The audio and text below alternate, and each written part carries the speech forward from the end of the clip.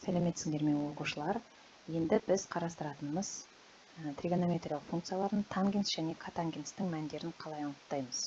Ол үшін де біз тағы да бірлік шеңберді пайдаланады екенбіз. Бірлік шеңбер 4 бөлікке бөлінеді.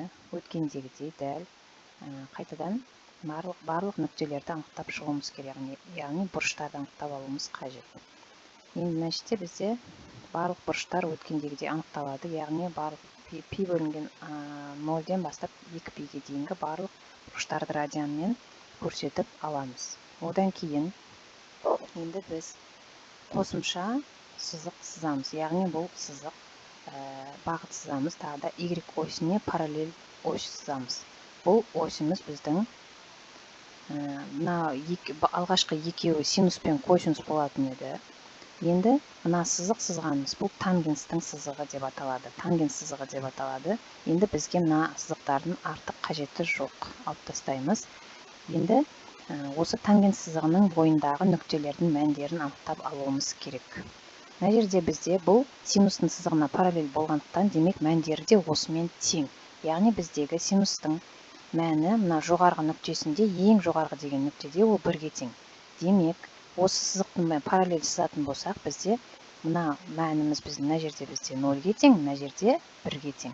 Енді осы 1 деген, мына жерге 1 деген санды жазып қояйық. Енді бұл 1 деп отырғанымыз нені береді? Қарап отырсаңыздар, мына центрден осы 1-ге дейін сызық сызатын болсақ, ол пи бөлінген 4 деген нүктені қияды. Яғни пи бөлінген 4 деген бұрышта біздің пи бөлінген 4-тегі тангенстің мәні 1-ге тең осы сызық арқылы табылады екен. Тангенс сызығын сызамыз, бұрышты көрсетеміз пи бөлінген 4-тің, және пи бөлінген 4-ке қарай центрден дүзу жүргізетін боламыз. Ол дүзуіміз біздің тангенс сызығымызды қияды. Осы қиған нүкте 1-ге тең, яғни мәні тангенс пи бөлінген 4-те 1-ге тең деген сөз.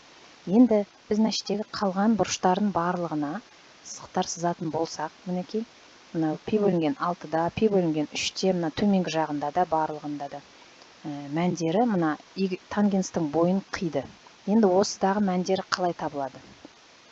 Ол үшін тангенстің мәні, тангенс дегеніміз не еске түсіреміз? Тангенс альфа деп отырғанымыз синус альфаның косинус альфаға қатынасы. Енді осы жерде есептеп алатын болсаңдар, өздерің мысалға 30 градустың синусын 30 градустың косинусына бөлеміз.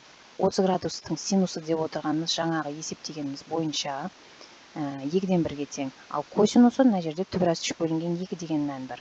2-ден 1-ді түбірасты 3 бөлінген 2-ге бөлген кезде бізде түбірасты 3 бөлінген 3 деген мән шығады екен. Түбірасты 3 бөлінген 3 деген мән шықты. Дәл осы сияқты пи бөлінген 3-тің мәнінде есептеп мына жерге жазып алсақ болады. Енді бұл сандарды қалай жаттаймыз? Мына жердегі бізде 1 деген түсінікті, енді ол мына шеңбердің жоғарғы нүктесімен тең жерде орналасқан. Мына жердегі мән неге тең? Жалпы түбірасты 3 деген сан, ол жуық шамамен 1,7-ге тең, жуық шамамен. Ал енді мына жерде ол қай жерде орналасатын, мына жерде түбірасты 3 пен түбірасты 3 бөлінген 3-ті қай жерде орналасатын шатасып қалмау үшін жуық мәндерін білсек болады. Түбірасты 3 деген үлкен ба, әлде түбірасты 3 бөлінген 3 деген сан үлкен ба? Осы екеуін анықтасақ жеткілікті. Мысалға, мынау түбірасты 3 бөлінген 3 деп отырғанымыз 1,7-ні 3-ке бөлгенге тең, яғни 0,6-ға жуық шамамен. Яғни ол 1-ден кіші, демек ол мына 1-ге дейінгі аралықта орналасады. Яғни ол пи бөлінген 6-дағы мәнге сәйкес келеді. Яғни біз тангенс пи бөлінген 6-дағы мән түбірасты 3 бөлінген 3 деп жазамыз. Енді мына жерде төменгі жағындағы мәндердің барлығы енді сәйкесінше мынау 0 болғандықтан 0-ден төмен қарай теріс сандар орналасады. Яғни бізде мына жерде шеңбердің ең астыңғы бөлігі -1-ге тең еді, мынау да -1-ге тең. Минус 45 градус теріс қарап есептейтін болсақ, минус пи бөлінген 4 градус деп.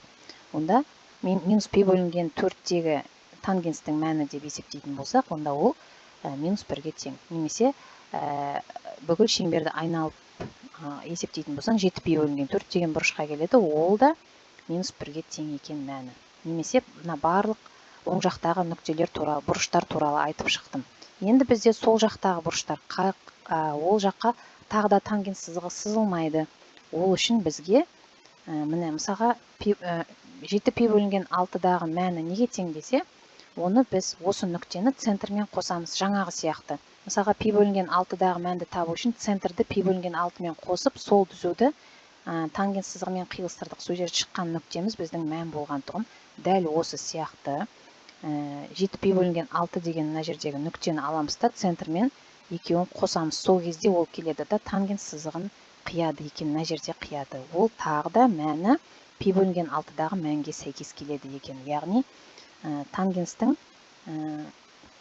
7 пи бөлінген 6-дағы мәні түбірас 3 бөлінген 3. Дәл осы сияқты, мысалға сол жақта орналасқан бұрыштардың бірі 3 пи бөлінген 4. Мыналардың барлығында осылай есептейміз. Яғни мына нүктеден алып, центрмен қосатын түзу саламыз. Ол келеді да тангенс сызығын қияды. Сол кезде бізде мына жерден -1 деген нүктені қиятынын көзіміз жетеді. Яғни жауабы 3 пи бөлінген 4-тегі мәні -1-ге тең екен тангенсі. Осылай анықтайтын боламыз.